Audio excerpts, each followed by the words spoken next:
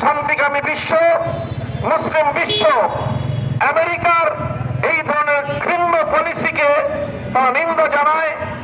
America যদি মুসলিম বিশ্বের সঙ্গে ভালো সম্পর্ক রাখতে চায়, বন্ধুত্বসুলভ আচরণ রাখতে চায়, সম্পর্ক রাখতে চায়, তাহলে তাকে অবশ্যই ইসরায়েলকে প্রশ্রয় দেওয়ার, সহযোগিতা করার এই ঘৃণ্য বর্বর নীতি থেকে পিছিয়ে ফিরে আসতে হবে।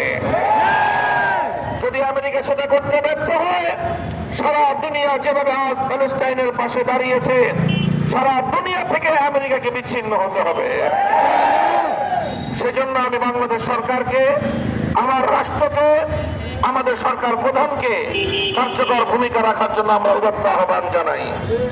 সংগ্রামী সাথী ও বন্ধুগণ, দলমত নির্বিশেষে কোন সংগঠনের ব্যানারের ঊর্ধ্বে উঠে মুসলিম উম্মাহ হিসেবে, মুসলিম উম্মাহর এক একজন সদস্য হিসেবে এবং বাংলাদেশের একজন নাগরিক হিসেবে আজকে সারা বাংলাদেশে আমরা বিক্ষোভ প্রদর্শন করছি, আমরা রাজপথে নেমে এসেছি।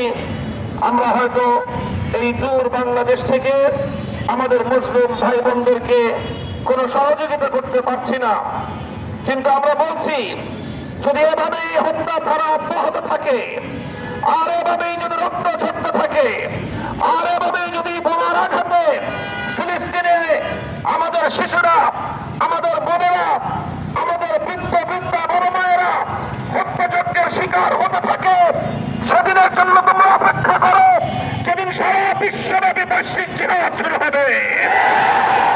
জিহাদের আগুনে ইনশাআল্লাহ ভারত, ইসরায়েল রাষ্ট্র চলে পুরে সরকার হয়ে যাবে।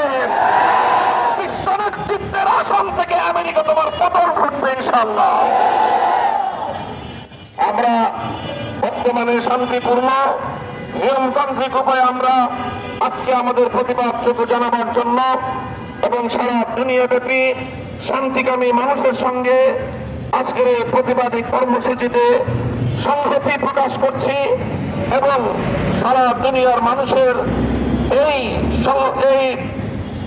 ফিলিস্তিনিদের প্রতি, গাজাবাসী নিরীহ মুসলিম নির্যাতিত হত্যাযজ্ঞের শিকার গাজার নারী, শিশু, আবার বৃদ্ধ বনিতার পাশে দাঁড়ানোর জন্য সারা দুনিয়ার শান্তিকামী মানুষদেরকেও আমরা উদাত্ত আহ্বান জানাই, ধন্যবাদ জানাই।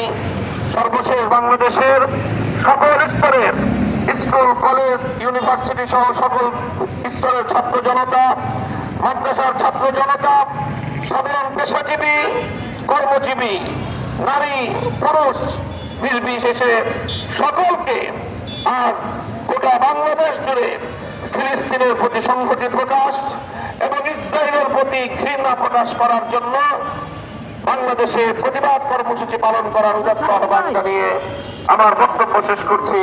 ওয়া আখিরু দাওয়ানা আলহামদুলিল্লাহি রাব্বিল আলামিন।